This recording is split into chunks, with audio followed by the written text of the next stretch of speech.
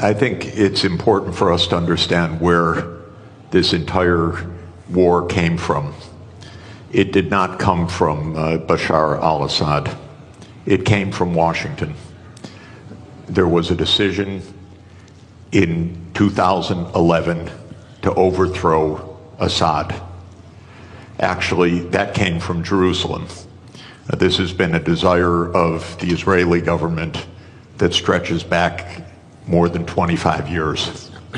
Netanyahu's idea is make the Middle East in Israel's image, overthrow every government that opposes Israel.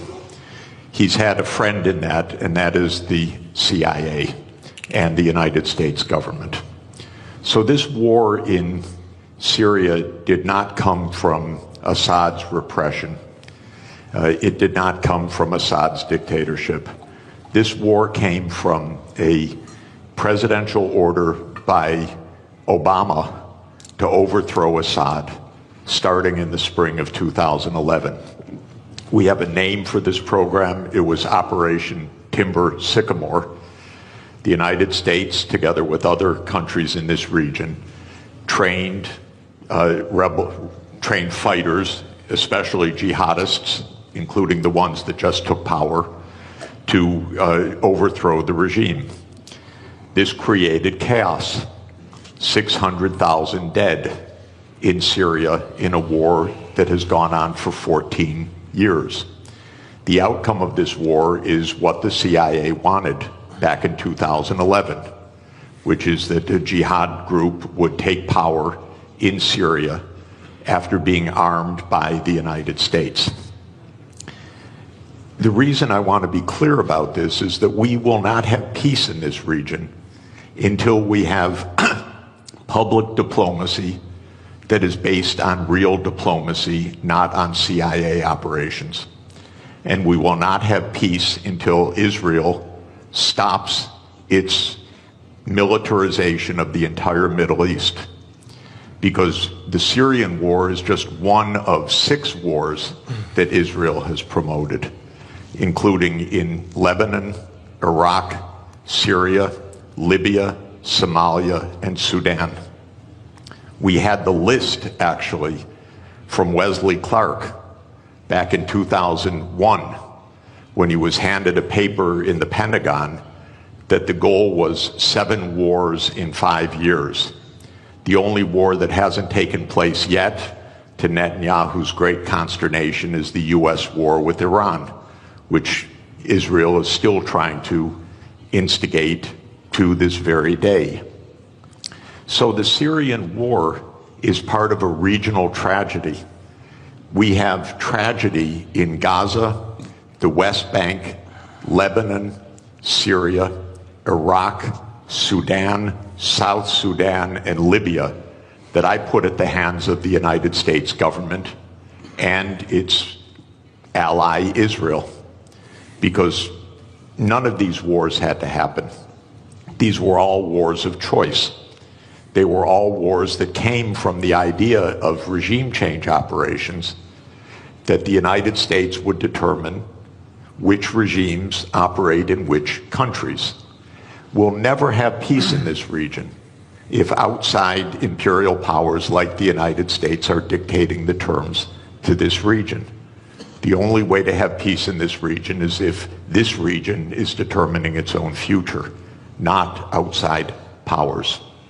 And Israel could never do these wars on its own. These are American wars. America provides the financing, it provides the military backup, it provides the naval support, it provides the intelligence operations, it provides the munitions. Israel couldn't fight for 1 day without the United States backing. Israel could not be committing a genocide in Gaza without the United States' full operational complicity.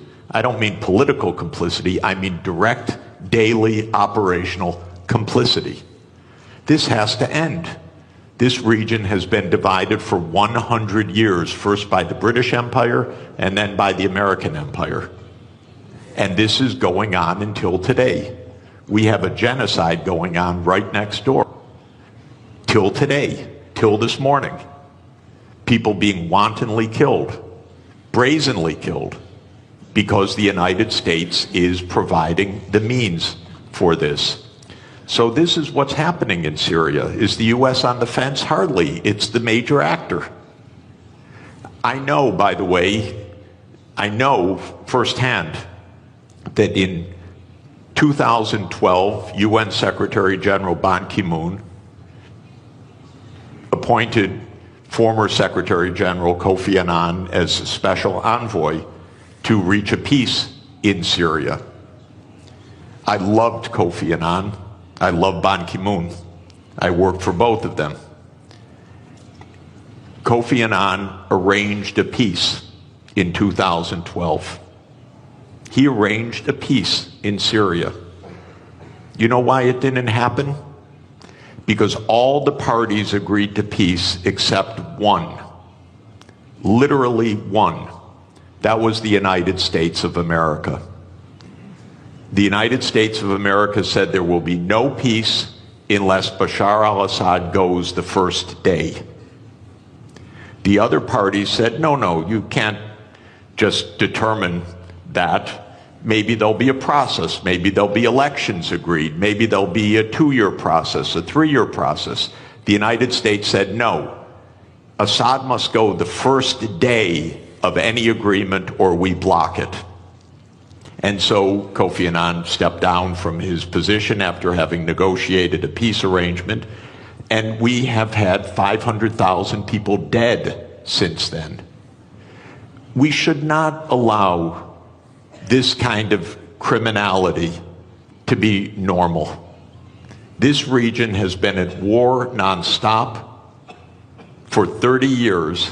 Actually, I would say for at least 57 years since the Six-Day War, because there has been no honest accounting of international law, no honest diplomacy.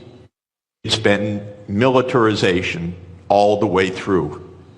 And we could have peace immediately in this region. All that is required, in my view, is the United States change its veto of Palestine as the 194th UN member state, because on that basis, all the region would normalize relations and the wars all across this region would stop. But Israel has had control over U.S. policy, and it says no. It wants greater Israel. It wants Israel in Syria. It wants Israel in Lebanon. It wants Israel in the West Bank. It wants Israel in East Jerusalem. It wants Israel in Gaza. And until that stops, we're not going to have peace. So is the U.S. on the fence? Of course not. It's the major protagonist of this whole war and has been for the last 14 years.